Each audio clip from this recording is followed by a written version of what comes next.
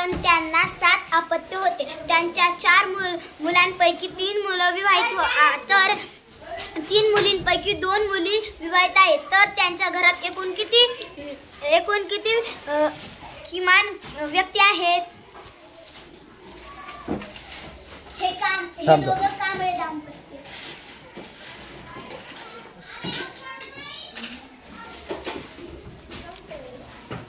हे दोघं कांबळे दाम्पत्य. त्यांचे हे 7 अपत्य. त्यापैकी त्यांच्या 4 मुलांपैकी 3 मुलांचे विवाहित आहेत. म्हणजे ह्यांच्या 3 बायका.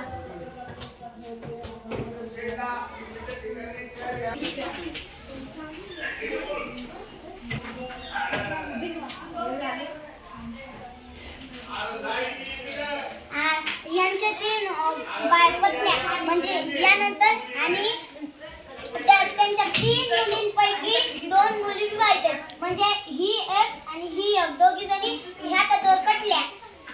आणि मग हे एक मुलगा, ही एक मुलगी आणि हे एक मुलगा उरला.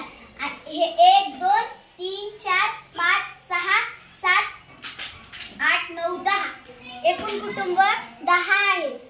एकूण कुटुंबात 10 सदस्य आहेत. धन्यवाद. 7 अपत्य आहेत. त्यांच्या 4 मुलांपैकी 3 विवाहित तर 3 मुलींपैकी 2 मुली विवाहित आहेत.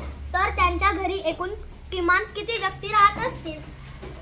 कांबळे दाम्पत्याच्या कुटुंबात एकूण किती सदस्य आहेत ते विचारले आपल्याला. हे कांबळे यांचे 2 कांबळे अपत्य दाम्पत्य. त्यांचे 7 अपत्य. दाम्पत्य म्हणजे काय? नवरा बायको. हा. त्यांचे 7 अपत्य म्हणजे 7 लेकरं. त्यापैकी 4 मुलं आहेत. 3 मुलांचे लग्न झालेले म्हणजे त्यांच्या 3 बायका.